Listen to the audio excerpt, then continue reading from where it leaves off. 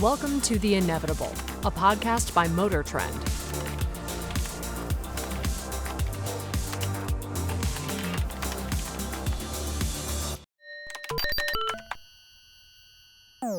Hi there, and welcome to another episode of The InEVitable. This is the Motortrend podcast, the Motortrend vodcast, about the future of the automobile, the future of mobility. But before we get to the episode, Ed here has got a special message for you. The InEVitable vodcast is brought to you by the all-electric Nissan Ariya, inspired by the future, designed for the now. But let's talk about our guests, because this is a special episode. We went extra long with this guy because we have been trying for over a year.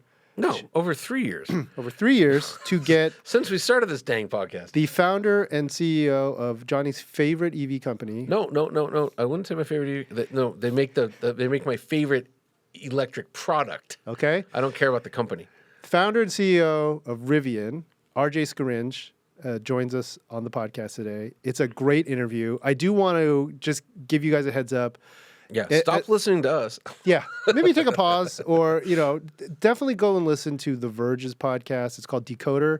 It's by the editor-in-chief, Nilay Patel. It's actually the first time I heard it.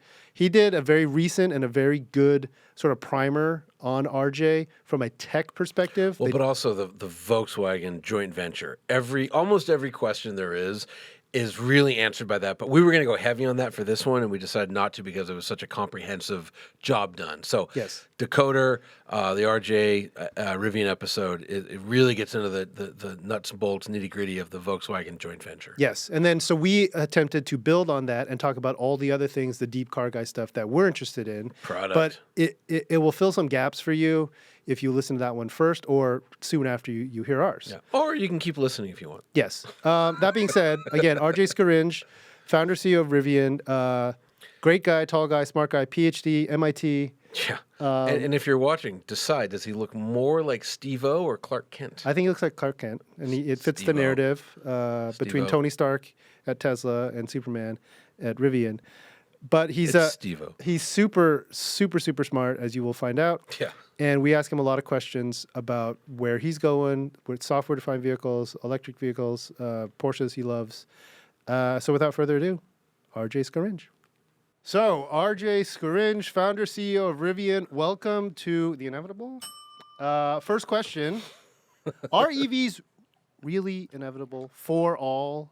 I'm asking because, and I know you've addressed this before, we've seen the noise, the slowing sales growth. Some big companies, GM and Ford, they're talking about this. They're going to build more hybrids or PHEVs. Akio Toyota saying, "I told you so." Like the world's not ready. So, are you still a firm believer? To what extent do you believe that we will all be driving? Most will be driving electric cars in the future. And if it's not 100%, what does your crystal ball tell you about how much adoption is going to be in the 15 to 20 year time frame, which is that 2040, which a lot of companies have put their carbon neutrality and all EV statement around. So a lot there, but is it inevitable? This is Ed's joke. Yeah. It's great. I think it's absolutely going to be the case that 100% of the vehicles on the road will be electric. The question isn't if, it's just when. Okay. We're really convicted on that. I think there's a lot of drivers around this. I'd say you could break it down really to three big things. First is we need to have products that customers want. So there needs to be enough choice that's going to really compel or drive the demand side. The second is we need to have policy that supports that. And in some cases you can see it with carrots, with incentives. In other cases you can see it with sticks, which are fines for manufacturers not having enough EVs. And then you're seeing it, really in a strong way where certain countries or jurisdictions are committing to 100% new vehicles being electric by certain dates. So most of Europe has done that. Yeah. A number of states in the U.S. have done that. And for example, in California, following 2035, you will not be able to buy a non-EV in the state of California, along with 13 other states. So that's the second. And then the third is infrastructure, which influences both of those, or is influenced by both of those. So around charging, to make sure people are able to, if you're not living in a house with a place to charge every night, if you're at a high-rise apartment, there's real challenges that need to be thought about. But to me, it's there's no debate. It's absolutely going to end there. Okay.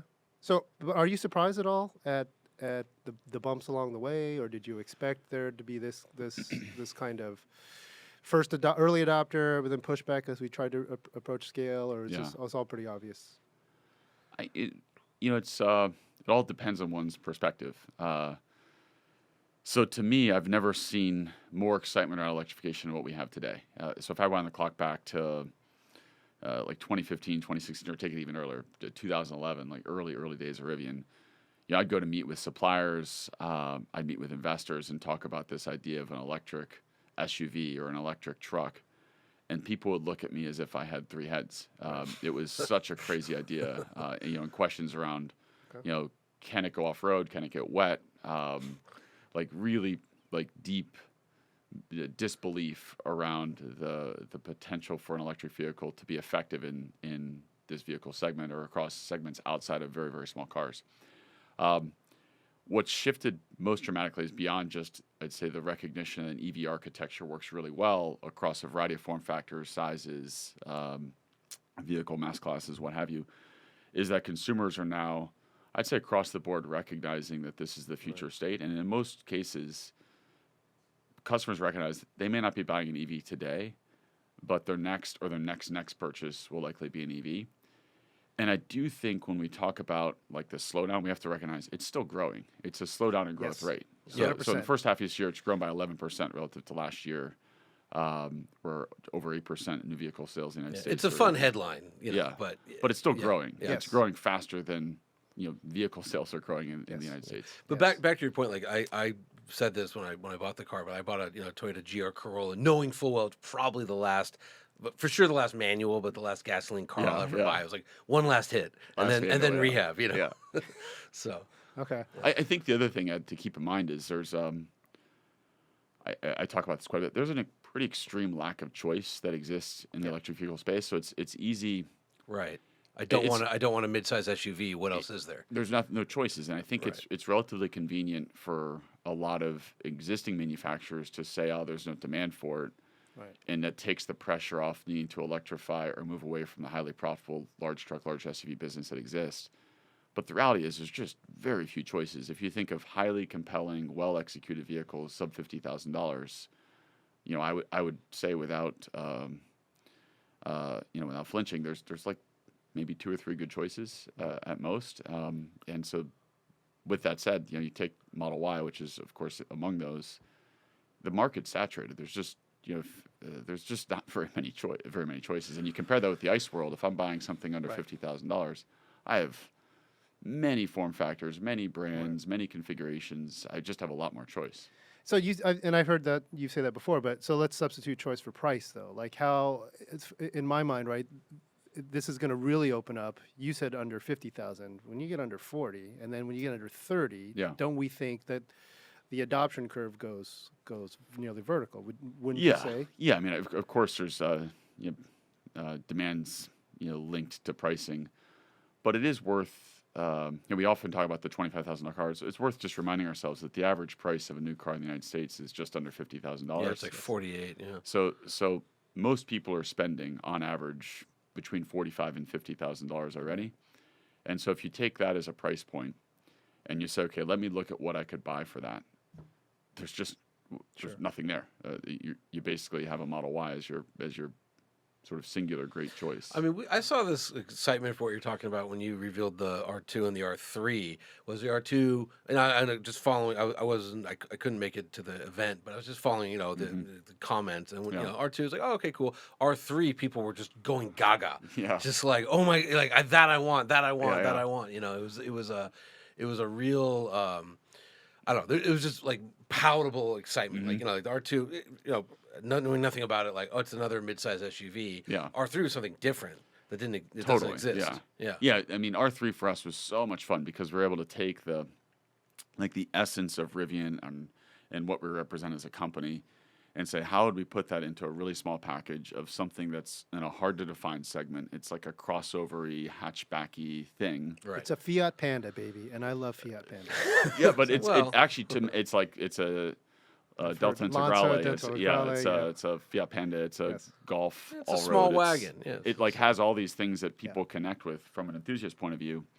which we absolutely love. And like we of course developed the car knowing that it, like as car enthusiasts ourselves, it like struck a chord with us. Yeah. Right. It's got some Lada. Actually, it's got some Yeah, Russian Lada definitely. Niva. Yeah, it's got- A lot of Niva crossed with Delta Integrale. I mean, yeah. With a Fiat Panda, all right? Come on, give the Panda some love. A little bit. There's a lot of stuff in there. Volkswagen Panda, Cross Country. flat windshield. Come on. Okay, this was later on, but let's just stay on that for a second. So R3, R3X. How are you going to now? I heard this. We mentioned in the intro. The Decoder podcast talked a bit about this. How are you going to deliver on? This is a more price sensitive vehicle. You still want to deliver on what the Rivian brand is, which is sort of this on-road, off-road capability, but at this lower price point. Can I ask what you're benchmarking? From a price point of view or cost point of view? Cost, price, and performance. Performance. Yeah. So you've spent some time in the past with some of our engineers. I know you had Max on podcast before, and Drove across country with a lot of them. yeah, exactly. So we spend a lot of time thinking about what are the attributes we want to achieve, Right. and developing a vehicle is an exercise in coordinating many decisions. I often say millions of decisions, but in terms of like core attribute trade-offs, you're really talking about thousands of decisions that have to be traded off against one another. And in the case of R2 and R3, in both of them will have a level of capability that really positions them uniquely relative to the sort of competitive set at those price points, and a level of everyday functionality. And the way we're achieving that, which is different than R1, is we're not going to be stuffing the vehicle with as much extreme technology. So in the case of R1, it's electro-hydraulic damping, it's air suspension with 6 inches of ride height adjustment. I mean, it's pretty wild. We launched with a quad motor setup, whereas in R2 and R3, it's a McPherson strut in the front, passive coils, semi-active dampers, passive anti-roll bars. So we made real decisions around the architecture to take a lot of complexity and cost out of the chassis system. And that same mindset flowed through the rest of the vehicle. So simplified everything from our door systems to the body structure to the interior. And the magic is achieving all the excitement that we have in our flagship products and the R1 products, but without as much cost and not having it feel like we took a lot of content out. So the interior on the R2 is a much cheaper interior than what we have on R1. It's less than half the cost, but it still feels really premium. And people look at it and say, how are we going to deliver that? Well, it's all the little details, even down to like the wood in the instrument panel on the top trim package for R2. It's real wood. It's open pore. It's you can see it. It has that really natural feel, but it's a stacked laminate set that allows us to use recycled wood, different than a single piece, which is what we do on R1, which is obviously much harder. But it's like every single decision we have, we've looked at through the lens But of isn't cost. some of the secret sauce magic of R1 in the suspension? Like if you get rid of the the hydraulic dampers and the air suspension, like aren't you losing the back road fun plus the off road ability to some degree? What we actually lose is, and we have to accept that it's part of it, is we lose some of the breadth. Yeah. So with R1, you've driven it. I'm an owner. Yeah. You've driven it. You're probably harder than most. Yes. The capability of the vehicle is so far beyond what most people recognize, particularly in the off-road environment. So it is, and we did that on purpose. We said we're launching an EV. We're going to say it's an off-road vehicle. We don't want anyone to say this really can't go off-road, and it is. It is insane. Yeah, I run it's around with Jeeps and Broncos, and it's like no problem. It's way off the charts. Yeah. Better than it needs to be for 99% of its use case. So on R2, it will be really great off-road, but it's not going to be as extreme as what we've done with R1. And what that allows us to do is to shift essentially the attribute trade-off to be capable on-road and capable off-road, but without having to have like the suspension switch personalities, which is what we do in R1. R1, the electro-hydraulic dampers, what that really gives us is an infinitely variable anti-roll characteristic. Yeah. So like when you put it in sport, it feels like it's a go-kart. When you put it off-road, it's like there's no anti-roll bar. Yeah. And that's especially that's the Tenneco, that's that Monroe kinetic that kinetic electrohydraulic system, right? Yeah, so there's From McLaren. McLaren the, also the uses. other car that uses it and is well known is the McLaren. And I went on the launch of the MP412C that product debuted. And this is great because you just answered sort of the question from our testing director, Eric Tingwall. He said, please ask him, was it a mistake to put that system in because it's expensive and it is. I think I mentioned this when we were driving a Moab. Was it a 2 years ago. mistake?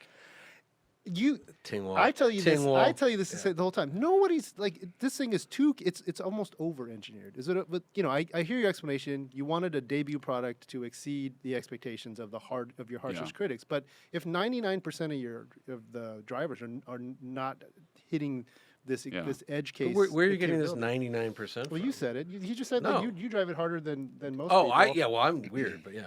Well, I think Is it over-engineered? Was it too much? Was it a step too far? Would you do it again?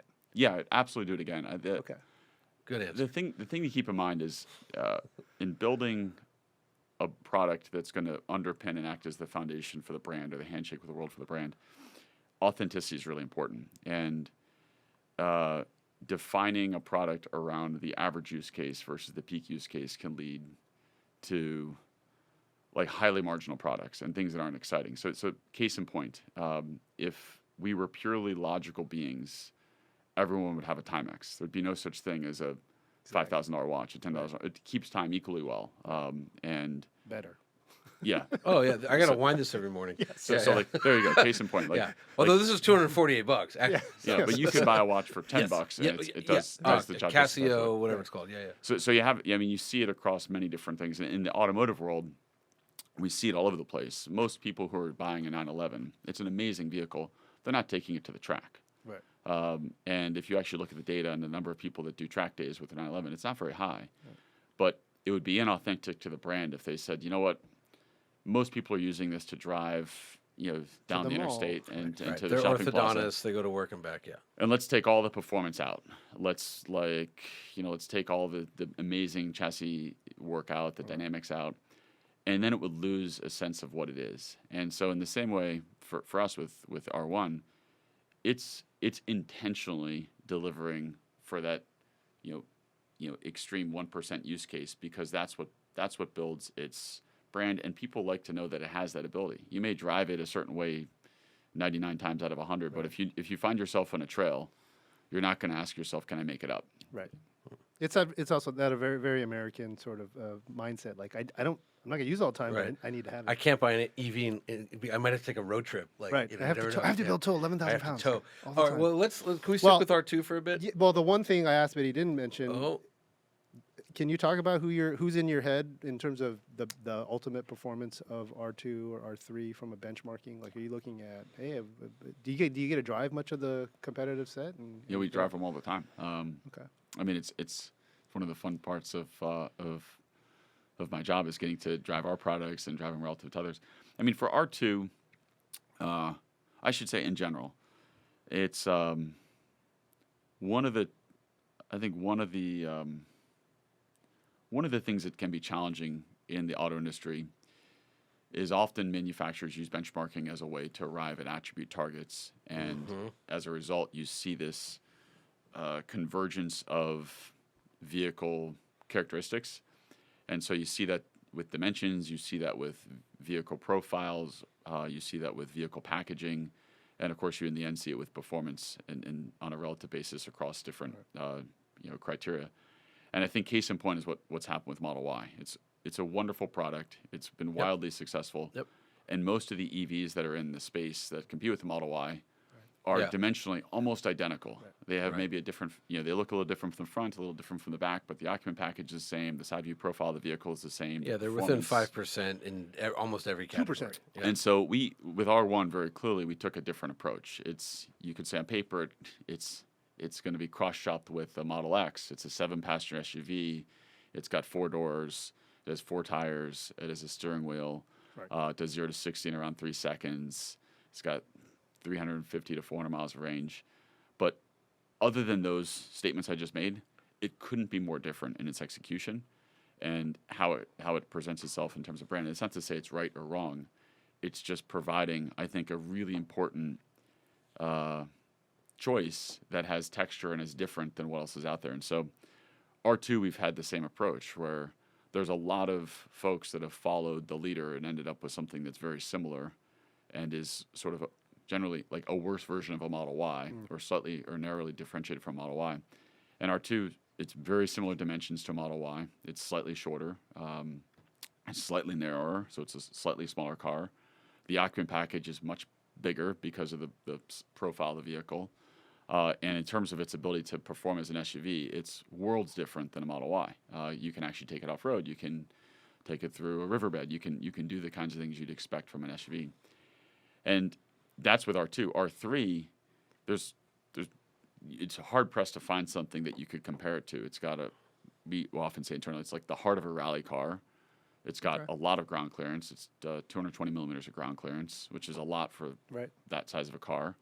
And then with the tri-motor, it's insanity. It's I mean, it'll be cross-shopped with things you wouldn't expect. It's like, do I buy a hypercar or do I get this, four-door hatchback crossover thing that's going to be way quicker? Let's talk product for a second here. All right. You've always only said R2, but shown what I think will be called an R2S. Are you going to do an R2T? Clever guy. I'm very smart. Very smart. Yeah, there's or an R3T, because you haven't said R3S yet. Yeah, so of course when we launched R2, people didn't expect R3. Right. The presence of R3 and R3X indicates our goal of making this what we call mid-size platform, something that has a number of applications. And R2 is a application, R3 is a vehicle, but we could together come up with some really interesting ideas for other things that would be on that platform and might be R2 based or R3 based. We've shown an example of a performance version of R3, which is R3X. Right. Doesn't take too much imagination to say maybe there's an R2X.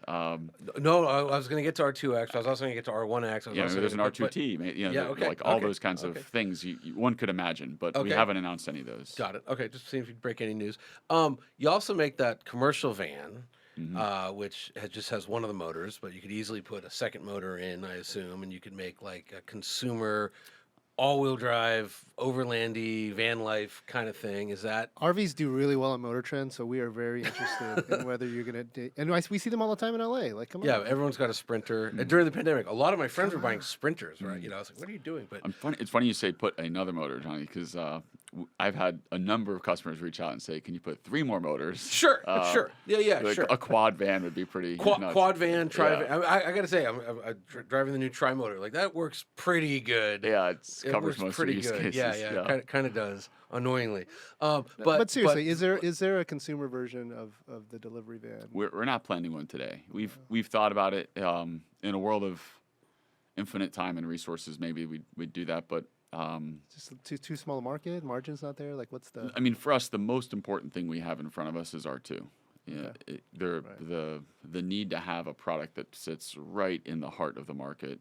Yep. From a size point of view, price, sub $50,000 price point. That's what will allow us to have a step change in volume. And the way we've approached developing our vehicles, we're very heavily vertically integrated. So we build our motors, we build our electronics, our software stack.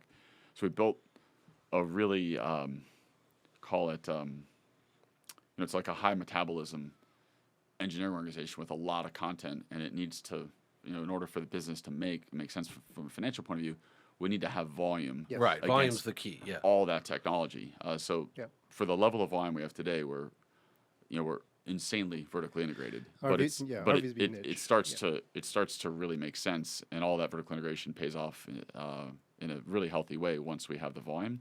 But the inverse is true as well. Low volume, high vertical integration is a challenging business because your fixed costs are just so high. Right. So we've seen that happen with Tesla. Tesla went from Model S and X, and they added Model 3, Model Y. The volume exploded. Their level of vertical integration gave them structural cost advantages, which are persistent and real. And we see, we agree with that logic. Okay. Speaking of volume, there's about 1.5 billion consumers in China. Yeah. I got a bunch of questions there, but no? let me just Okay. we'll go there next. That's such a good transition. Why are you stepping on it? Here's a better one, Oh, which is because he brought up Tesla. And recently, whatever Model 2, Elon said that's going to be our RoboTaxi. And then earlier this week, GM said they're going to cancel plans. Cancel plans for their original RoboTaxi, and the next Bolt will be the RoboTaxi. Is a RoboTaxi in the cards? Is it based? Would it be based on R3 or R2? Like, where's Rivian's? And really, where are you on autonomy? I guess. Yeah. So in terms of products, we don't have a RoboTaxi planned, but in terms of vehicle sets, you could imagine the platforms can support lots of different things. So if we ever decided to do that, we have a set of platforms we could choose from. To Jonny's question, the approach we've taken to autonomy took a big step forward with our Generation 2 R1. So Gen 1 had a collection of cameras. Importantly, the front-facing forward camera is a Mobileye-based system. And as a result of that, architecturally, it meant that we have a late fusion of information because we take a camera that's forward-facing from Mobileye that does a lot of processing, and it doesn't give us raw. The output of that is, detects objects, it classifies the objects, and assigns vectors to those objects.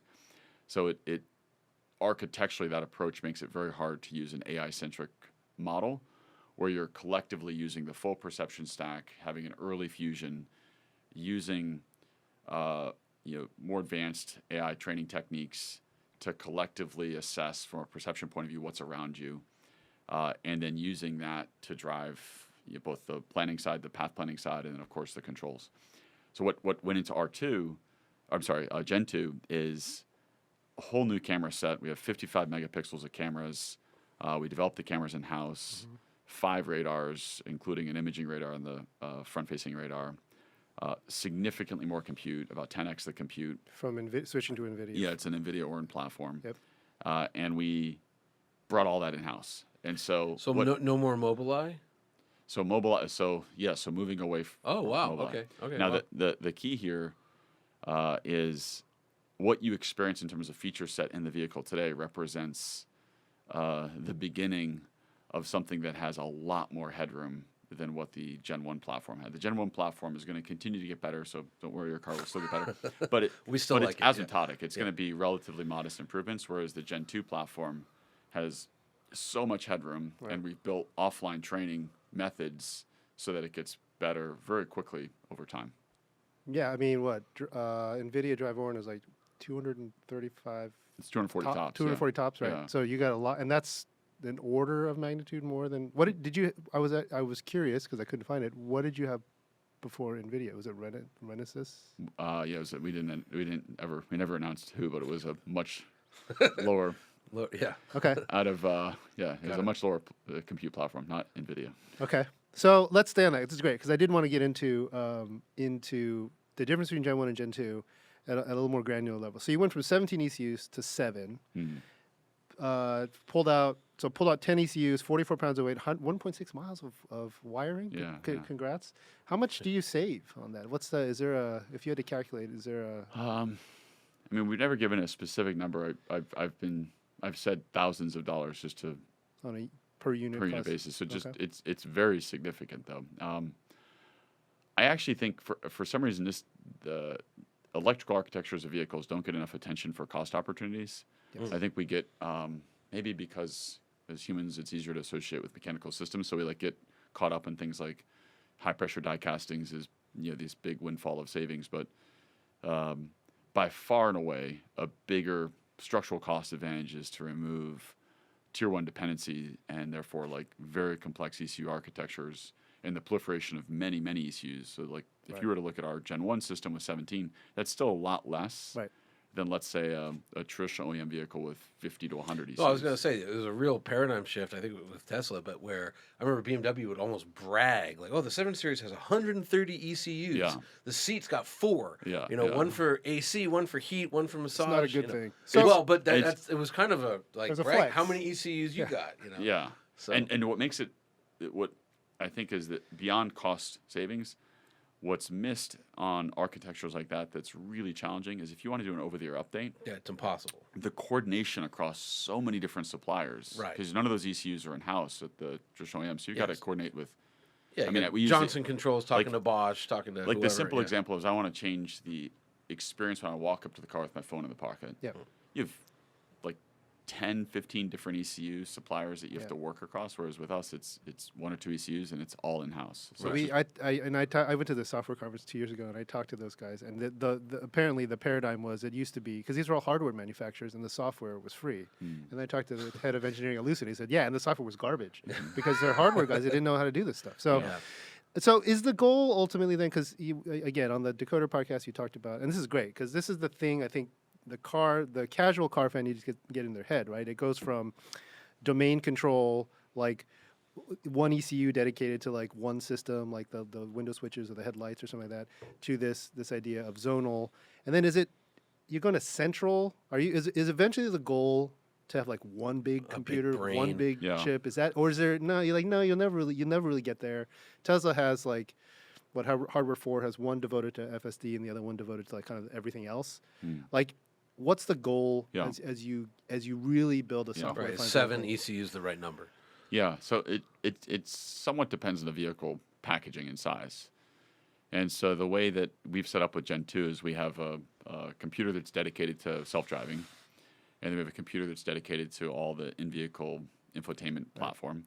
Those are housed in the same enclosure, and it's a liquid-cooled enclosure, so it's because there's both high compute platforms. And then there's 3 zonals that exist. And the reason it's 3 and not 2 or not 1 or not 0, where you're leveraging, let's say, the infotainment compute module, is the desire to minimize wiring.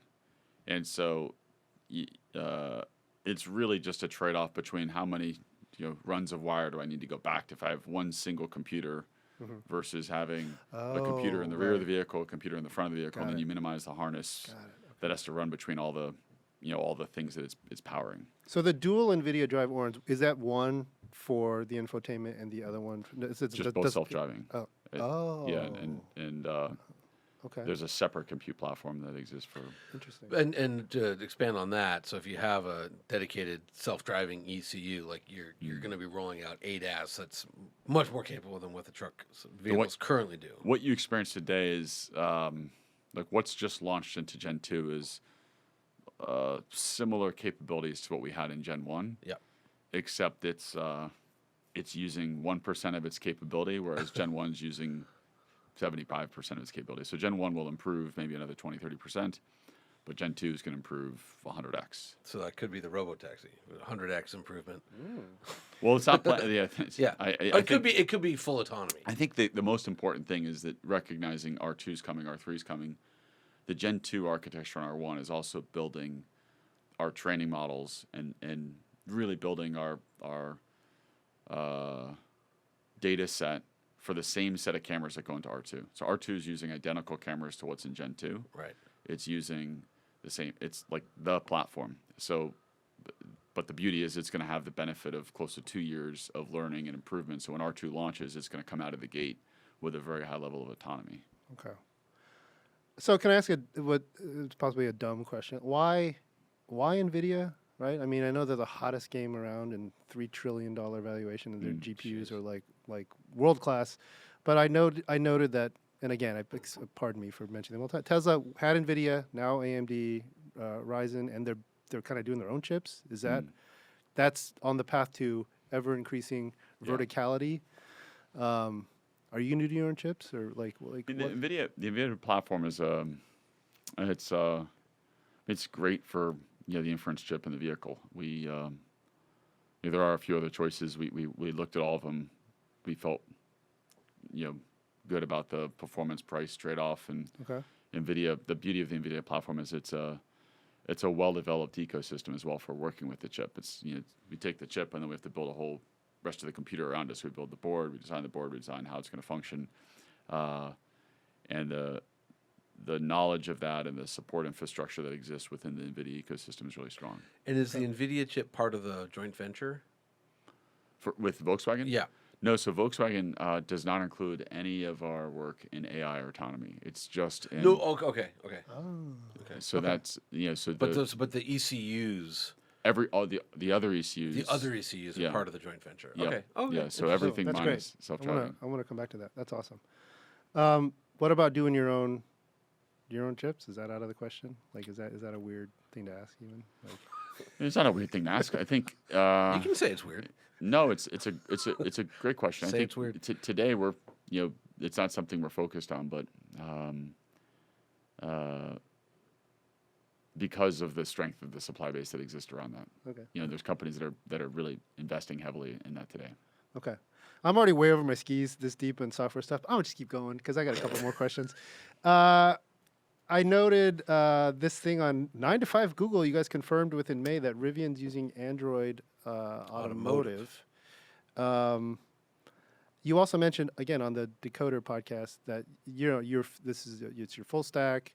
It includes real-time operating system, which I know previously was BlackBerry. Like, are you still working with BlackBerry on RTOS?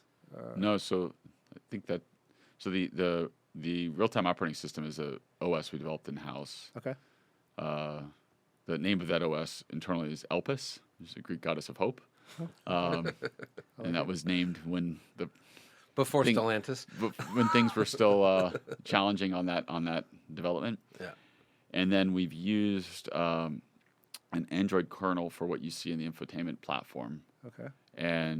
But we've obviously forked it, we developed it, and one of the reasons we want to use that, which is really links to Linux, is it allowed us to access a really rich ecosystem of applications and makes it easier for the applications world to plug in. And so we have you're starting to see native applications enter into the ecosystem. We have, the first was Spotify. We have a great relationship with Google, so you're now seeing YouTube come into the mix. You're seeing Google Cast come into the mix. We just launched, on the other side of the fence, we launched Apple Music. So, the question you're probably going to ask next is why we don't have CarPlay. No, we know. We don't. We get it. Okay. I get it. But we're finding ways to deliver that a la carte, but right. we completely control the ecosystem. We have a la carte questions. We don't. The Apple one has long been answered. So and it take a lot of time. So, okay. Last couple. Unreal Engine. I saw the graphics in the car. Cell shading looks cool, but I mean, is that it? Like, what else? Like, I don't. Again, I hate to be the a-hole here because Johnny's telling me He loves it actually. Because he's been an owner. For him, the step change is really big. He's like, oh man, I used to have these pictures. Now I got the cell shading. I haven't been in one in like literally like 18 months. So I was like, oh okay, this is pretty cool. But It's cool. Yeah. what else does Unreal Engine give you other than the ability to like do these cool kind of slick graphics? Well, it's a great question. There's two things to talk about here. The first is we felt the approach of making everything photorealistic was just becoming stale, and it felt almost silly to sit inside the car and then see a photorealistic rendering of it while you're in the car. Oh, yeah, that's my car. And it's like, oh, there's my car, and like, not many manufacturers have the colors matching. We of course do that, and the wheels match, and whatever you have matches on the car. But the beauty of moving that artistically and graphically beyond photorealistic, we think is just much more interesting and provides a more a stronger point of view in terms of the texture of the experience. That's purely speaking to the aesthetics, so that's subjective. What it also does, though, but real quick, that's part of like why Rivian people like Rivians is like it's not just a photograph of my truck. It's kind of like this softer, gentler, like the gear guard guy, whatever he's called. It's like my kid loves it. Like when we got the truck, they give him personality. You're talking about. It allows us to embed personality, and you can see what it does when we render the vehicle. And those are real-time renderings using Unreal. Now, your question's spot on. If we have Unreal rendering capability and it matches, if you're in sport drive mode, the vehicle moves around, it configures itself in sport. If you're in off-road, it moves in suspension adjust. There's a lot to come with software updates that will leverage the fact that we've created a rendering style that can be rendered real time that applies to the vehicles, applies importantly to the ecosystem around the vehicles. So, as Jonny said, like our security gear guard character exists in many different ways across the vehicle, but we believe with the ability to start overlaying more and more content, breaking from the shackles of photorealism and allowing it to be more dreamlike and more inspired, allows the inclusion of things like AR to start to take a bigger role. So you can imagine with a really high fidelity set of cameras, we can see the world around us. You can imagine we can recreate views, like let's say you're off-road, you want to see your vehicle driving in that environment, and we can start to create really, really high fidelity, high quality memories, but create them in a way that's more powerful than trying to overlay a photorealistic rendering with a camera shot. Rather, create a whole environment that captures the memory, but without photorealism. So, scale of 1 to 10, how bummed are Gen 1 owners going to be in like a couple of years when the full capabilities are unlocked? Well, the cameras is a big. No, I know. The cameras is something. I mean, there's a massive step forward. You see it. Well, I noticed just the turn signals, like my truck versus the it's Gen way 2 truck better. is like, oh boy. So with that, it's like obviously you see it for self-driving. It's going to be an enhancement, but in terms of just the overall experience, what we can do with those cameras and what will come in future features is going to be really powerful. But to Johnny's point, that's impossible for a Gen 1 owner to like upgrade. You can't. It's so hard. That's the hard fork. Yeah, that's it's also as part of technology. It's a reason to upgrade. Yeah. Hey, that's it. Take half glass half full. I'm so annoyed. All right, go ahead. Okay, so you'll have the classic version. Right. Yeah. Okay. Mine's yellow. So Yeah. Extra classic. See, there you go. Yeah. if that whole piece on Unreal Engine kind of like, what are you talking about? Just go YouTube some Unreal Engine clips and you'll see the level. Unreal Engine is this game. It's used in gaming. It creates the most amazing universes. So I get where you're going. So imagine, actually, I'm glad you mentioned, if you go YouTube clips of Rivian's driving in Unreal, you see photorealistic renderings of that. Imagine that we can do that, sure. Yeah. But imagine we can create environments that are imaginative beyond reality. Right. And you can create environments that you can leave behind breadcrumbs, and you can create environments that and maybe talk to other trucks, that talk to other vehicles, and create it. So the opportunity for like a really rich environments, and then the opportunity to take that into in-vehicle games. And I mean, Are you a gamer? Do you play Sims or do you I played Sims growing up, okay. for sure. All right. I don't So think he feels has time to do this podcast. But you have the games. gaming. You can have this Twitch generation, Yeah. like by their throats because they'll be like, "This is amazing. This is like what I get." But also, I mean, we barely talk about augmented reality on this podcast. A little bit with because it's not real. Well, no, but like I saw like It's like flying cars. I drove the new Audi. No, I drove the new Audi Q6, which like for their head-up nav. Wow, that's like the first really, really good augmented reality I've experienced. So I can imagine with like a much more powerful processor what you could do. Yeah, and with great cameras and with an amazing rendering engine, you can do a lot. And with obviously a lot of compute to power it all. Looking for the best off-road trails? OnX Off-Road has you covered. With over 750,000 miles of trails and comprehensive offline maps, you can explore without worrying about cell service. Easily find trails for 4x4s, ATVs, dirt bikes, and more. Our app provides detailed trail info, including difficulty ratings and open/closed dates. OnX Off-Road also helps you navigate public and private land boundaries, ensuring you stay legal. Try OnX Off-Road free for 7 days and discover why it's the go-to app for off-roaders. Download now. So I have to ask, I don't want to ask, but it's a hot topic. GenAI, where is Rivian? What do we see? You mentioned AI a little bit in a couple answers ago, but what will a driver and owner, what do they have to look forward to or be aghast at when it comes to, is there an AI assistant coming or is there something like, what do you got? I mean, I think the reality is it's going to permeate every aspect of every business.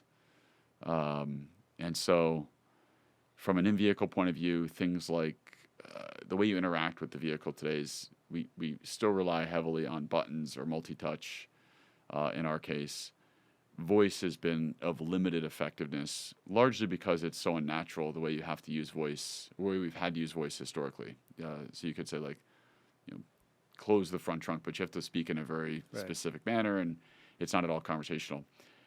What we see happening, particularly as it integrates with navigation, is the opportunity to completely change how we think about interacting with it. So instead of saying, I need to search for and type out at least half the name of a specific restaurant for it to autofill the rest of the name of the restaurant, you could say, I'm hungry. Right. And the vehicle says, well, what are you thinking? I don't know. I had Mexican yesterday. Today I'm sort of feeling like Indian. Well, what's on the way home? And like much more conversational, as if you're talking to a person. that's like the hyper search engine to find all the right combinations. And so trip planning, point of interest,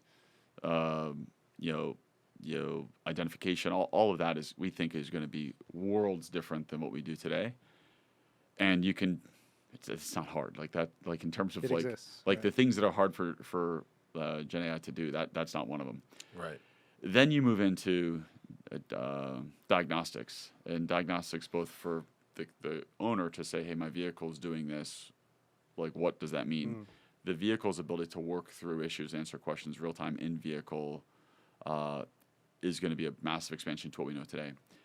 But where customers are not going to see it, but where we'll feel it both in terms of the cost to run our business, and then ultimately you'll see it as a customer through, we hope, much faster service, is like things like, what we have for service intake. If you call with issues, the ability for us to very effectively and very rapidly identify and understand a problem and benefit from not just the knowledge in somebody's brain, but in the knowledge collectively across our fleet is really powerful. Ford's doing that, predictive diagnostics. We we went to do the, predictive diagnostics already. It's more that No, it's like what's a hot issue? Like if suddenly all the call centers are getting this, like the AI is like, hey. So this is already happening. So behind the scenes, if you call Rivian service, we have a digital assistant that's not customer facing, but it's our team member facing, that we use. If you say, hey, my car's making a clicking noise. You're like, we know. Why didn't you call sooner? Well, but we actually have AI-based assistants that are helping. No, our this was teams. at the NVIDIA conference we went to. Yeah. Ford gave a whole presentation that I sat through about exactly that, Yeah. like how AI helps. We went the to service GTC. And we were like, We what sure are we did. doing here? Yeah. We're a bunch of car guys. This is crazy. Yeah. It was fun. Good burrito at lunch. All right. I'm gonna circle back to just, that just- assistant. That I know. I'm gonna right, circle back to the assistant piece. So, okay, just the very last question while we're in the car talking about software-defined vehicles, because I noted, thank God, you guys still have controls on stalks, and you mentioned you still got buttons. But if anybody is going to put a Prindle shifter on a multi-information display, you're actually very well set up for it, because in that R1T you have a horizontal, you have the landscape screen, and it's right by my hand. And if you could just do that, I could go to reverse to drive. Like again, You could. We could. what's your position on reducing parts complexity and going to full digital controls? We've, you can imagine we've had all those debates. Yes. We've landed, I mean, you see it in R2. We still have a Prindle stocks. on the stock. We believe that's the right, call it, Balance. endpoint and balance. We took it as far as removing HVAC physical controls. I think you guys gave us, But you know some what? feedback on that. With the update though, I got to tell you, because like you, RJ walked in here and said, "Get the fan off me." We have a fan over there. Yeah. Like I need a fan in my face at all times when driving. Yeah. My wife, opposites, and now with the presets, it's the greatest thing. Isn't it nice? You just It's- press. Yeah, I mean, what you should do is key it to the phone. Oh, that's going to come. Okay, yeah, So yeah, this yeah. is, Yeah. like that was always the vision. Is like eventually, if you have multiple people in the vehicle, your configurations in terms of seat, seat cooled, seat heated, and then of course the rest of your HVAC can immediately. Music, Everything. podcast you listen to. Yeah. Yeah, but I mean that like it never the having to move vents on a screen never made any sense to me ever until then. that moment. I was like, this is it. Yeah, yeah. This is what I've been waiting I love for. that. Yeah. I love that. Yeah. So on the Prindle side, we yes, you could save some costs, but we don't see it as a customer benefit. And whereas I think on the HVAC, yes, it's more cost effective. Yes, it cleans up the interior, but we also saw what Jonny just said. Like there are real advantages that come over time. Okay. All right. Okay, so let's get out of the car and talk about software-defined vehicles from a partnerships perspective. So you obviously, the announcement with the VW group, again, covered in other podcasts very well. I want to just talk a little bit about this other thing VW did, which is they have a partnership that was announced in February with the Chinese company XPENG, and it covers 2 vehicles, mid-size. They're going to lead with an SUV. It covers software. It covers some purchasing, part sharing, that kind of stuff. Their cars are coming out in like 2026, apparently, out of this JV. You guys got something coming out in 2026. Is there any overlap? It seems like the agreements that VW Group made with this Chinese company and with Rivian, there's some overlap and possibly some efficiencies, to use CEO speak. Is there any Anyway, and also, why would Volkswagen do both? I guess is our question. Also, Yeah. Well, I don't want to speak for Volkswagen here, but I would say in general, what we believe is going to happen, and I think you'll start to see more and more examples of this as evidenced by your question, is that there'll be digital ecosystems that exist for China, and there'll be digital ecosystems that exist for the rest of the world. And for lots of reasons, that'll be the case. I think the digital environments are different between rest of the world and China. I think the policy and trade relations are likely going to drive it towards that. And importantly, I think the trade characteristics are going to be such that Chinese vehicles for China need to be designed and built in China. Vehicles for the rest of the world need to be designed and built outside of China. literally in their press statement, this is a for China, made in China statement. Okay. Then you didn't mention customer. Is there a customer difference, do you think, from Between China and in the U.S. in terms of in features and vehicle, just the way it looks, feels, drives? I mean, I think there's a greater emphasis on digital assistance. As I'm sure you guys have, we spent a good deal of time in China. We have a number of folks we've spent time with in their vehicles. At some levels, battery electric vehicle is similar chemistry, similar power electronics. So a lot of the core of what it takes to drive the vehicle, same topology of technologies. In terms of the user experience, though, there's more of an emphasis on your digitally native life and integration with everything from your payments platforms to WeChat, Weibo, the whole thing. all of your digital ecosystem that isn't as pervasive in the rest of the world. Now, that doesn't mean Western companies can't do that in China, but it does mean that to try to graft a digital ecosystem from rest of world into China and not fully contemplate just how different that market is in terms of what customers are expecting would be a mistake. And vice versa. I think trying to take a Chinese digital ecosystem to the U.S. like WeChat is not going to be valuable here in the United States. Now, perhaps there's going to be U.S. alternatives to that or examples of that start to emerge. But of course, that's why we believe that some of that will happen. It's why it's so important to us that we own the digital ecosystem. and there's also, I mean, imagine, I'm sure you can't talk to this, but there's security concerns too. Oh, yeah. Like if you do Uncle Shi, always watching. yeah, exactly. Yeah. So, Yeah. okay. Yeah. Well, the so cloud's a little different in China. it is, and I've talked to other manufacturers where they have to run a certain portion of the GPS through it. It has to be a Chinese native company, the whole thing. So I get that piece. I wanted to stay a little bit on the consumer though, because I did note that I just went to China, drove like 20 different Chinese EVs, and like they all have a digital assistant. It all you can ask it all like I'm hungry, like, and they'll show you a restaurant. Karaoke in the car, light shows, all big things over there. Ed said, why doesn't the Rivian have karaoke? Yeah, where's my? I literally was going into the trunks of these cars, and in the accessory kit, along with the charger, is a boxed microphone, right? So like karaoke, and then so it was and autonomous. So it was like assistant, strong autonomy, and to be honest, this is a terrible way to paint. I'm ethnically Chinese. Like not a lot of focus on driving dynamics at the level I think that we come to expect here. Certainly that you've delivered in R1T and R1S so far. So is this going to be? I assume, and you can correct me if I'm wrong, that R2 and R3 are the vehicle, and R3X are the vehicles they're perfectly sized to send to China. This would be the kind of vehicles. But do you think you can be competitive there without having strong karaoke machine and light show in the car? Could you replace the flashlight on the door with a microphone? Neo's got this talking Nomi Camp speaker, little karaoke box. For us, we've been really clear that today we're focused on, in terms of major markets, the U.S. and Europe with R2 and R3. We're watching how it plays out in China to determine whether or not we actually participate in China. I think the environment's very different than, let's say, when Tesla launched into China, and the relationships between the U.S. and China are very different. And as a result, the openness for us to participate there it's a different place than it was. Things change. And I think on top of that, to participate in that space today, it's extremely price competitive.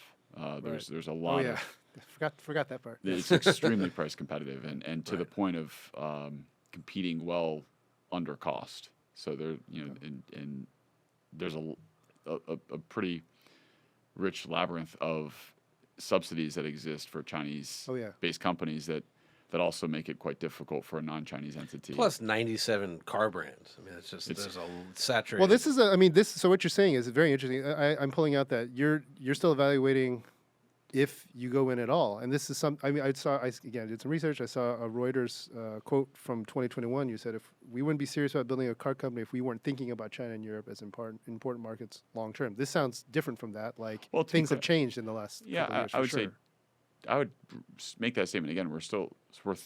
We're committed to Europe. We're thinking about China. Okay. There are 3 giant markets and then lots of supporting smaller markets, but the U.S., Europe, and China are the 3 big pools of demand. Yeah.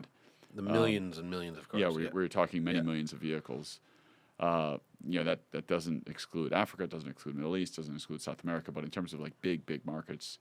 By the way, you need to be, I think, and if you want to be a global manufacturer, you need to be strong in at least 2 of them. Sure. The question is whether or not the environment has changed enough in the last 3 years from when I had made that statement that still makes China an interesting market. I was just going to say our Australian fans want R1. Just so you know. I know. I'm sure I know. We get lots of notes. Okay. It'd be so cool. I had to say it.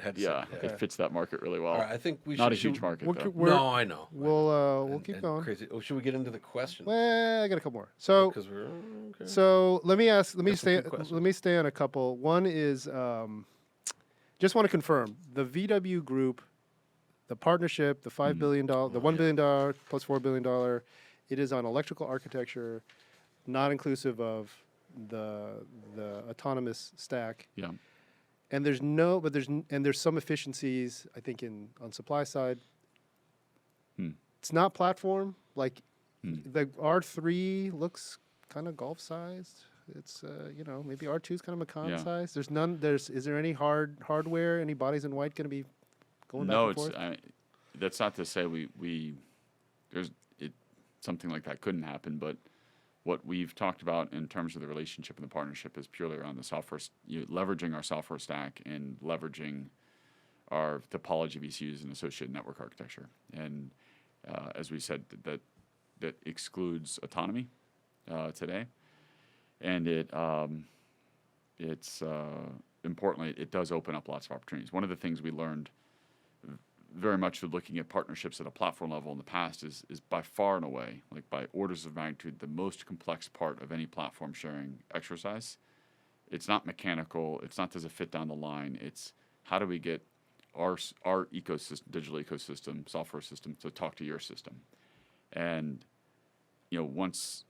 because we're going to have the same network architecture, same software stack, it does open up a lot of other opportunities. But those are not part of this deal.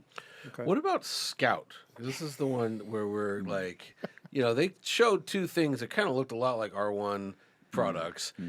They're Volkswagen. They're 100% Volkswagen. Yeah. They're getting your, 7 ECUs and associated software. They're building a factory in South Carolina. Yep. They're pretty close to Georgia. Their tagline is all purpose, all electric, all American for the makers and the doers. Like it literally could be Rivian. Is it redundant? I mean, I don't know. I know you can't speak to anything Scout, but it just seems like, especially in the face of the joint venture. It's like, well, what's the Scout thing? I mean, in terms of our joint venture, it's just support all Volkswagen Group products. So that's Porsche, that's Audi, that's Bentley, that's Lamborghini, Bugatti, all of them, everything, inclusive of Scout. Skoda. I think that it's important, coming back to something we talked about at the beginning, just to recognize the need for variety and need for choice. I think it's great that there's going to be something else that's in a space of electrification and active outdoor vehicle. I think the space is really large. I think you could equally say, well, what about Jeep? I think there's a need to have multiple perspectives here. In product, we don't have a challenge of enough customers. We have a challenge of enough products that meet customers' need to get them to make a choice to go there. Right. And we're really happy with what we're building, and we like the way the customers are reacting to it. In fact, JD Power just issued this morning, they do an annual like brand satisfaction, brand appeal. We came out number 1 last year. This year we came out number 1 again. So, which is awesome. So the like customers are responding to the brand. No, not me. By the way, does does everybody know Jonny owns one and talks about it constantly? No. Sorry that he's a car very journalist talks about it. Very satisfied customer. Jeez, no, but I asked my wife. I said, "Hey, I'm talking to the founder," and she said, "Nice. Tell him I love him." Which you got to understand. What's weird is my wife for years was like, "You're not allowed to buy an SUV. No SUVs." Really? She's like, "I only want small little cars." And certainly not a truck, right? Yeah, a Jewish lawyer from Philadelphia. Like, what does she want a pickup truck for, right? A yellow pickup truck. A yellow pickup truck. And then Green Bay Packers colors, which she was really pissed when she figured that out because she's an Eagles fan. But anyways, she also said, by the way, she said, don't become a blithering right-wing idiot like another EV CEO she can mention. But just get that out there. But you know, we were going skiing a lot, and I wanted something that was just ours. I didn't have to like rely on like, oh, the Chevy you were gonna get got damaged, and I had an order in on a Lexus GX. So I was like, all right, I'll get a GX, I'll modify it, make it an ultimate off-roader. Yeah. Went on the TAT thing, and by the way, a week before I went on the TAT thing, Seaball almost kicked me off because I was like, Rivian's vaporware, man. This is another Easy on the F word. TAT is the Transamerica Trail. But I literally, and Seabaugh, who's organizing it for on our end, was like, "Don't go." All right, fine. I was like, "Oh, I'll go," thinking it would be a disaster. And I went home, literally got home and put a deposit down. I love that. Yeah, and then we were skiing and we saw blue. It must have been one of your engineers, really early. Okay. It was in December of like 21. Oh wow, early. Yeah. And my wife was like, "What is that?" I'm like, "Oh, that's that thing I drove." Blah, blah, blah. And I hadn't told her I put a deposit down, and she's like, "We could get that." I'm like, "Yeah, we could get that." And she won't get out of the thing. And, we're learning more about your marriage. I'm going back to the customer satisfaction thing. Like, this is again a person who, one time truck of the year we had a F450 dually. And for whatever reason, she had to drive it somewhere. Yeah. And she got back in the house. She's like, never. I'm never driving anything like that again. I hate it, you know. And it's just, it's weird. Like that's a 100% percentile vehicle, though, right? You know. Yeah, no. But my point is, like, there's something about the R1, you know, that like people really like that you wouldn't think would like them. And she doesn't off road. She never goes fast in it. She just loves the thing. So there's something about. The way we develop the product. And by the way, I'm paying him. Okay, all right. The way we develop the product is we try really hard to have the vehicle feel really connected to you as a customer. And part of that is when we think about like generating the features and requirements, not letting that become algorithmic. And the moment it becomes algorithmic, it loses that human element. And it's hard to explain what makes a Rivian feel so special. But the reality is it's because we have lots of humans that are spending a lot of time coordinating to make sure we're taking similar common perspectives, but making decisions that maybe aren't obvious to creating a spreadsheet of features that have to compete with something else. So like little things like a flashlight in the door. Yeah. Not necessary. You could look at it and say that's $30 of excess cost. Right. But it's part of a very intentional set of decisions to make the vehicle feel like a bunch of enthusiasts and car people and technologists came together and I mean, built this. What's fascinating is I talked to a lot of people about like, you know, like I was with the Mercedes team with the electric G-Wagon. We were up in Sweden driving around. And I was like, what are you guys benchmarking?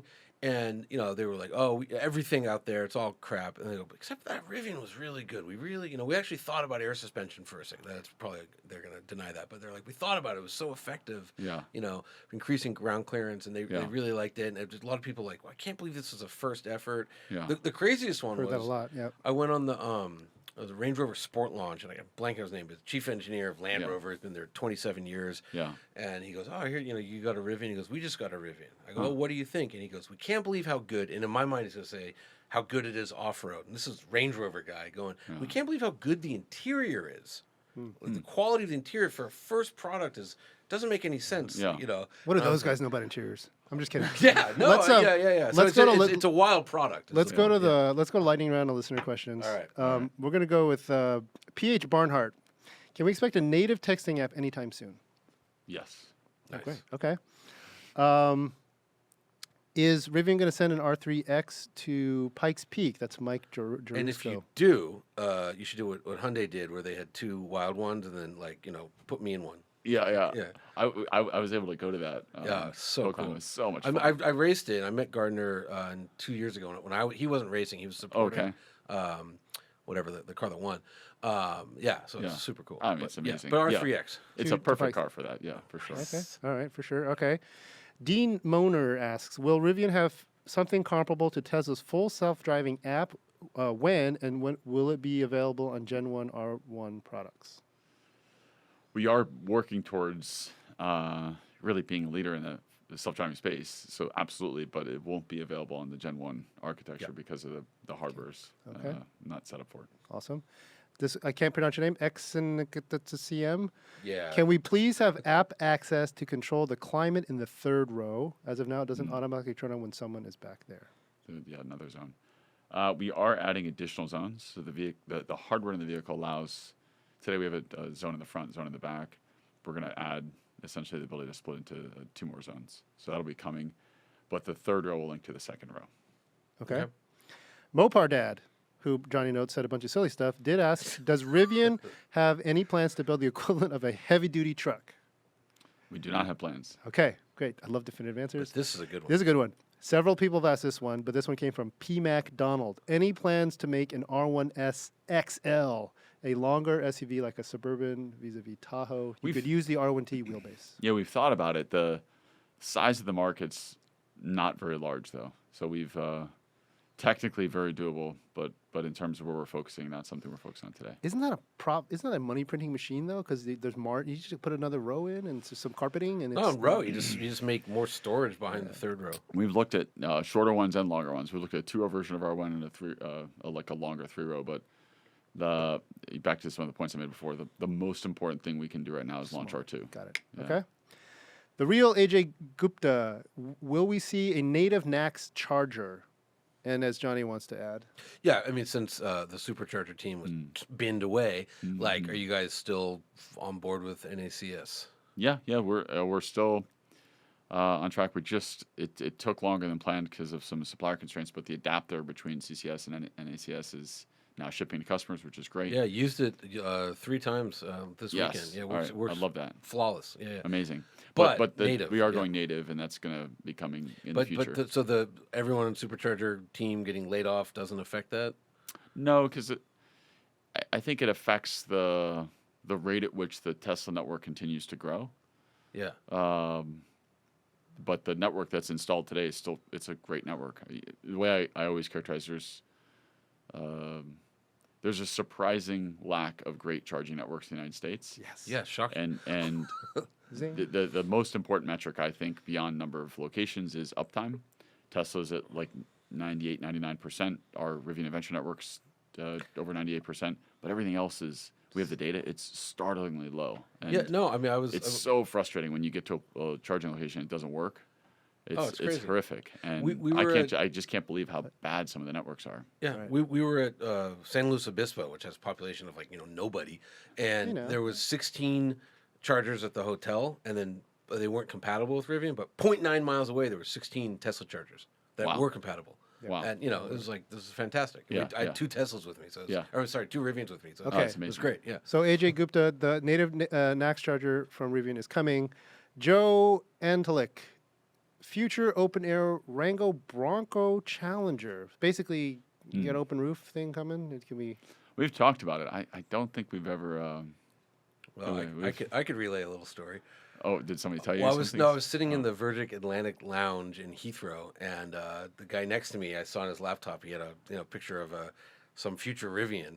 So I was just like listening in, and it was a removable roof panels. Yeah. You're gonna get some dude fired. Yeah, it's Yeah. okay. He had no idea. It's a lot. But Yeah, I sat there and I was just like, Send me the date. it was a couple of years ago, but I was just taking notes, and I kept looking at his laptop. I'm like, that's cool. Yeah. So Yeah, not announced or planned, but something that we think about. We think it'd be cool. yeah. Okay. My dad really wants one. My dad has told me that if we don't make one, he's going to cut the roof off of his and make it himself. Oh man, dude, I want to see the plans because then I'll put steel over it. Yeah. Okay. From I think your buddy, or I hope he's your buddy, Kyle Connor has a couple good ones. It's a tough one. How does Rivian decide where to focus engineering spend? For example, a 1,025 horsepower quad versus more cost savings. Yeah, I mean, it's sort of linked to some of the questions we had before on different variants of R1. Removable roof option. There's no shortage of really interesting, exciting, great ideas. That's good. It's awesome. We've just it's like demonstrated. it's like a buffet table of things we'd love to do. No, I'm glad though. Because real quick, let me butt in because like I put on our Slack channel. I was like, God, I hope the R3X has 850 after driving this try.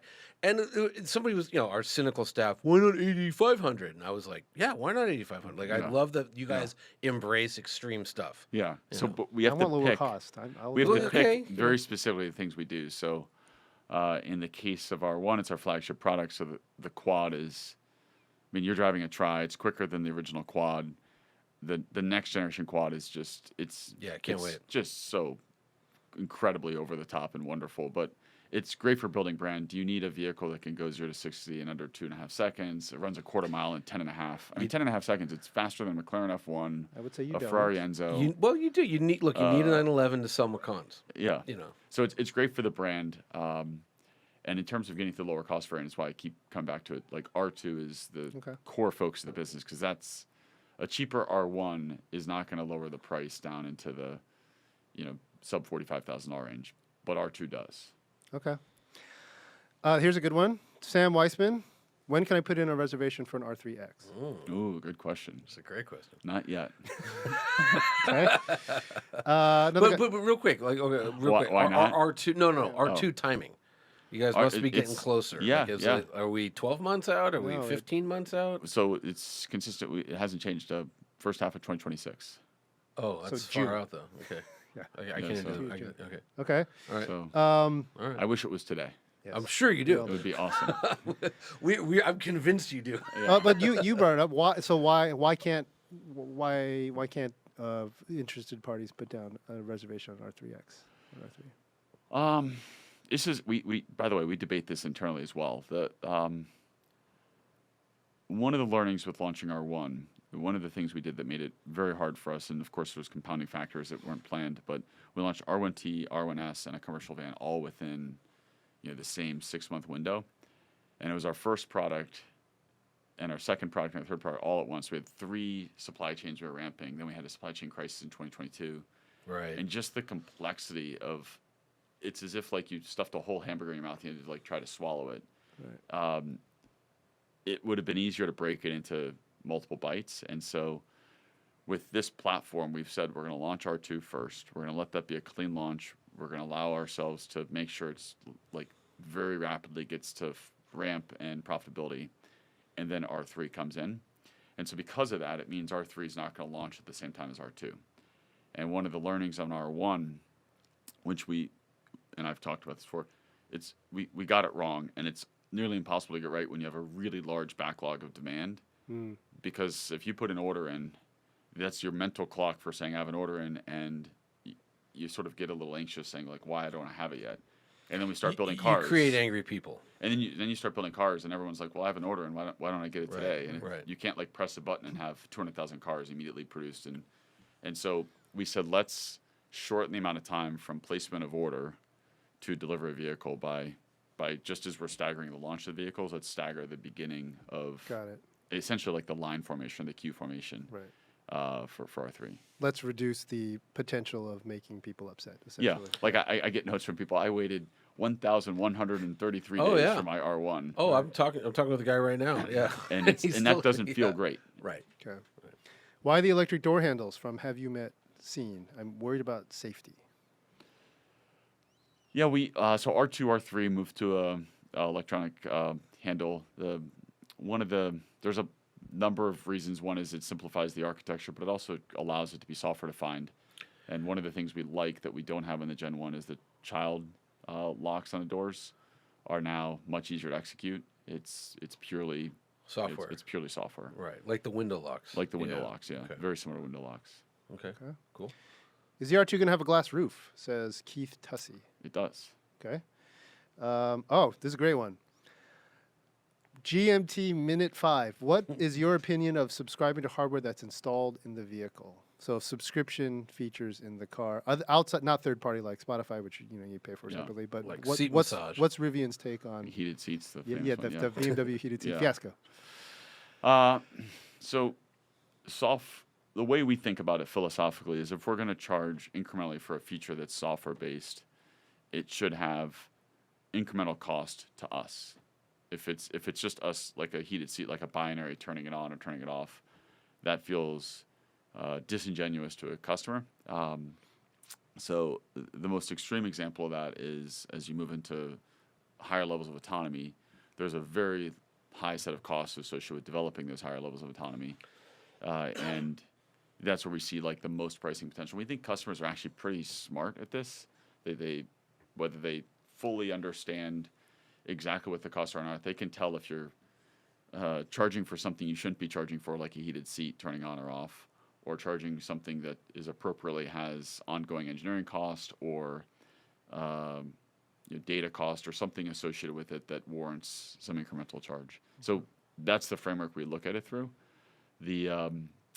I think the other question that underlines that is how's the customer model going to evolve? Are we going to move to a world where more and more features are purchased through recurring subscriptions, or do people prefer to pay up front? And what we've seen is generally people still like to, I'd rather just pay for it all up front, put it into the financing charge, and don't nickel and dime me on a bunch of different things. Right. I think the challenge on a few areas is going to be where there's high variable costs associated with it. So charging of vehicles, that's something we're very comfortable with. When you charge the vehicle, you pay for it. Autonomy is one that there's levels of comfort that are growing. We're not currently charging for autonomy, but eventually, as we move to higher levels, we anticipate doing so.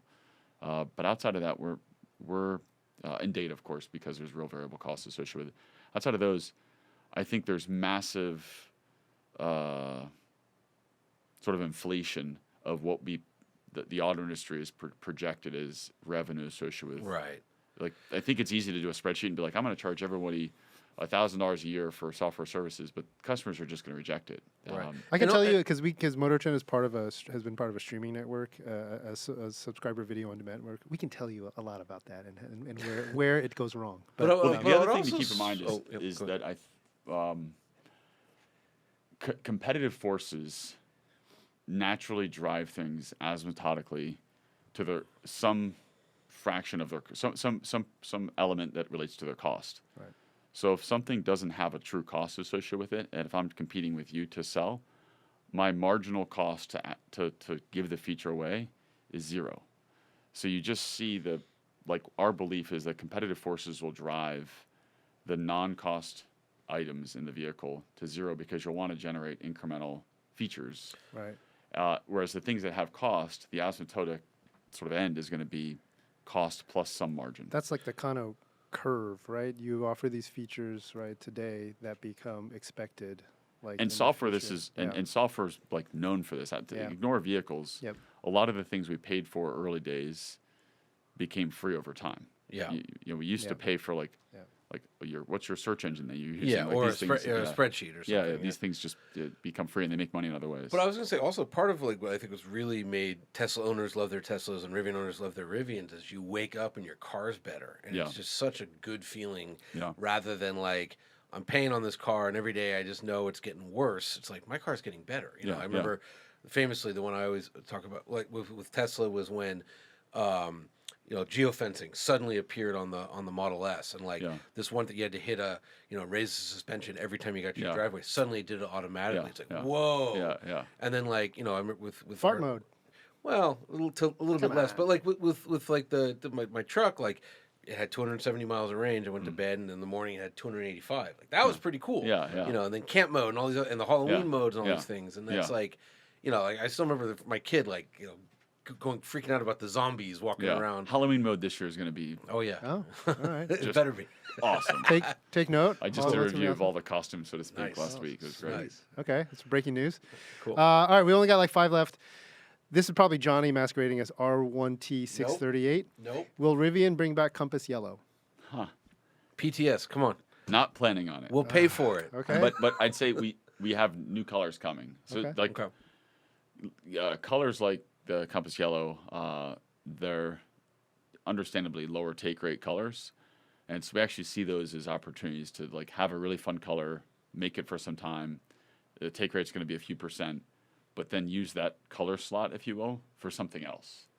And so Keep it spicy. we have some really cool colors that are coming that'll replace Compass Yellow. Cool. So when you have to upgrade to your Gen 2, you'll Wait have for a cool choice. I mean, it might be R3X. I'm just Yeah. letting you know. We're really happy with that truck. But yeah. Jalopy Jockey. When will Rivians get bi-directional charging? Oh, yeah. Well, that's a nuanced question. So It is.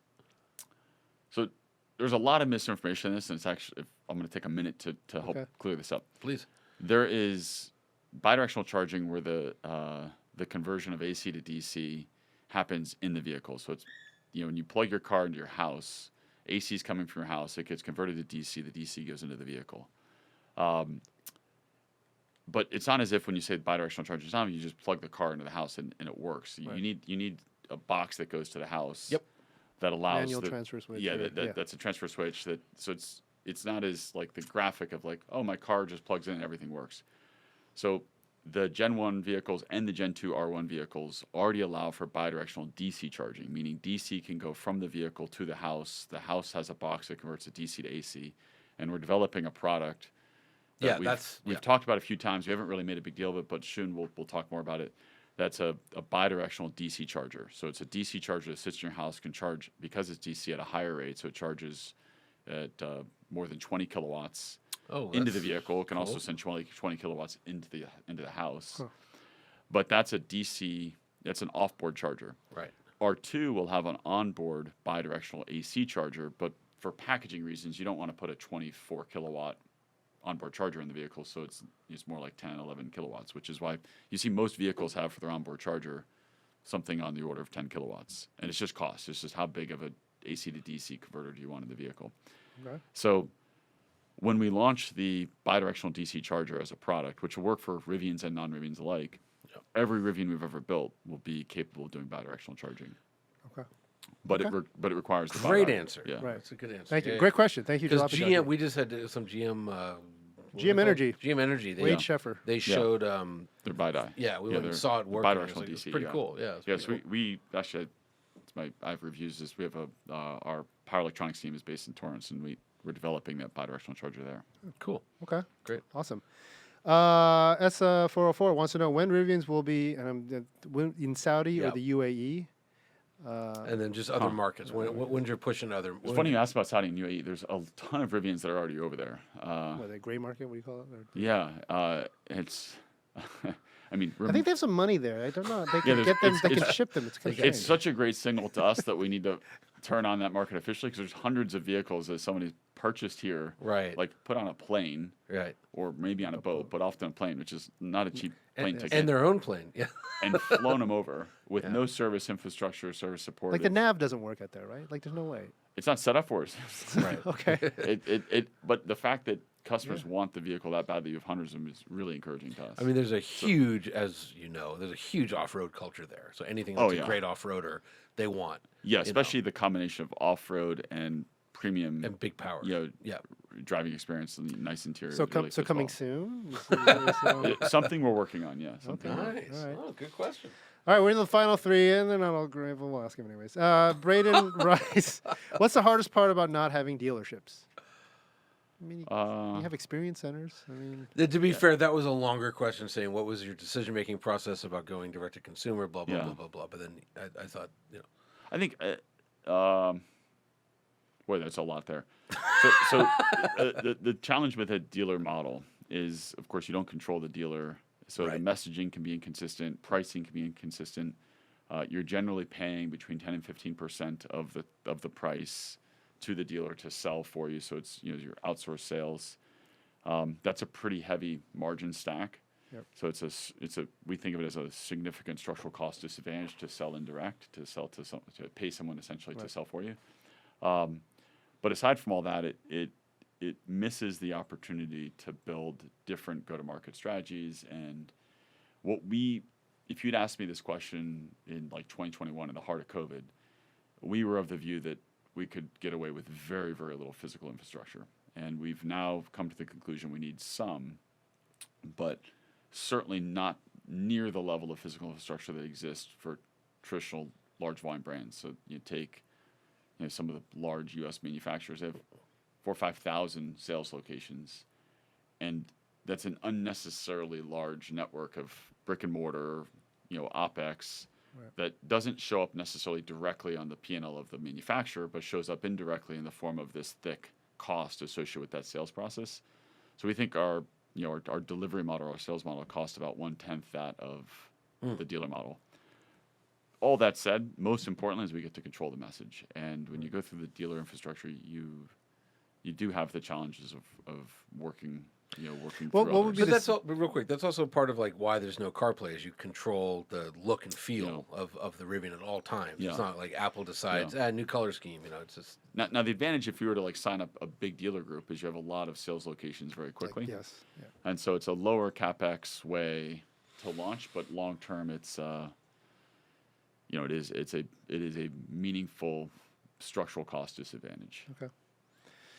skip the Florida one. Though. Yeah. Okay. All right. So we'll go to the last question. I don't know. What Taylor 356? Did Tesla make things easier or harder for Rivian? I think definitely easier. I mean, Tesla's whether regardless of whether you like Tesla products or not, one has to give them full credit for helping to make electric vehicles cool. 100%. And they, it's hard to remember maybe now, but in 2007, 2008, people thought of electric vehicles. They conjured up the idea of like a golf cart. Yep.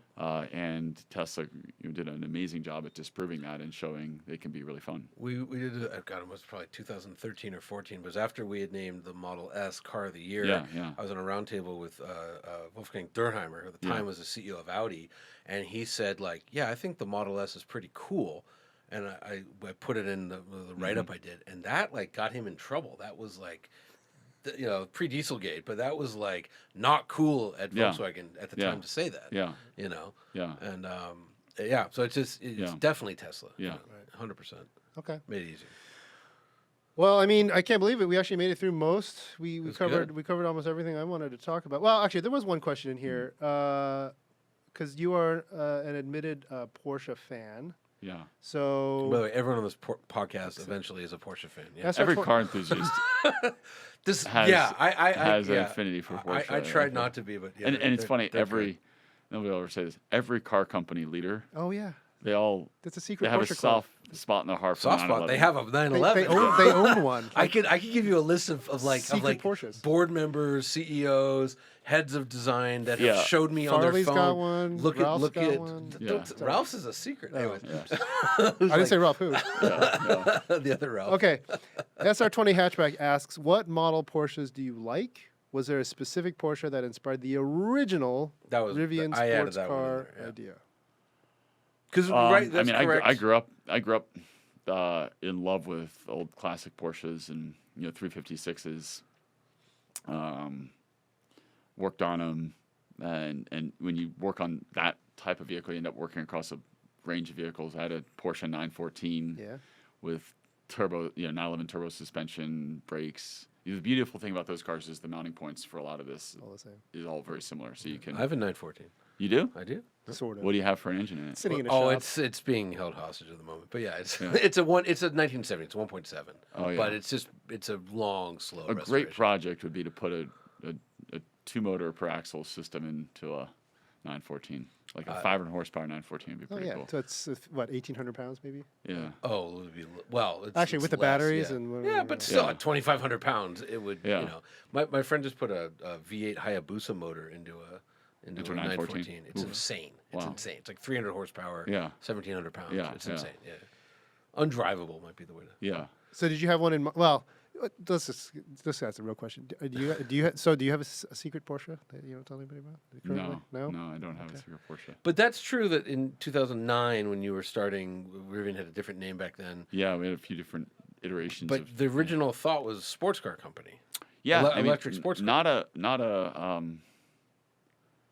I guess on a surprising way to think about starting the business, to build the brand, launch with something that's really exciting. Halo. You know, this is what Tesla did very successfully with how they launched Roadster.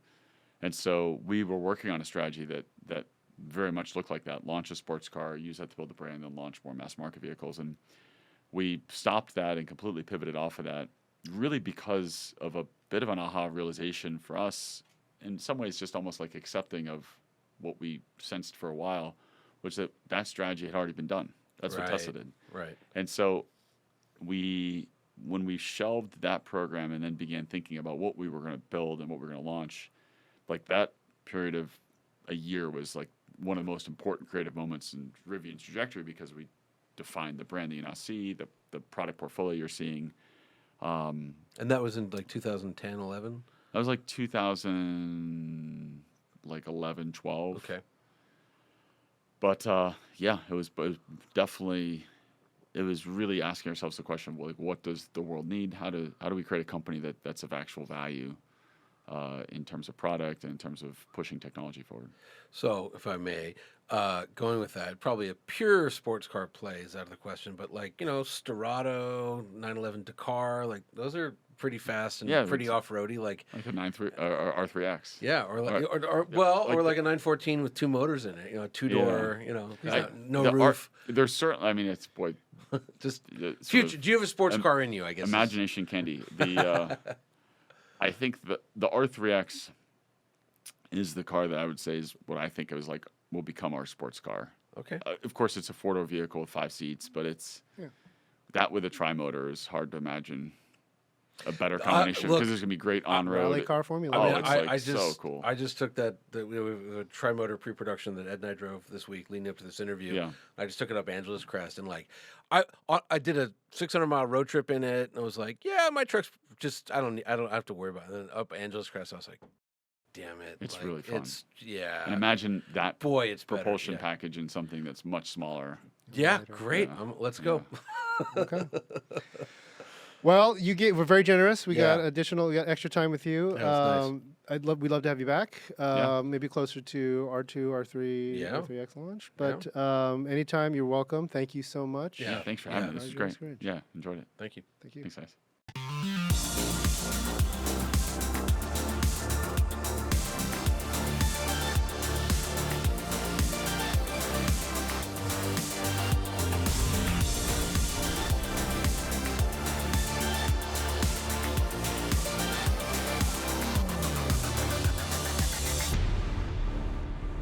The InEVitable Vodcast, brought to you by the all-electric Nissan Ariya. Inspired by the future, designed for the now.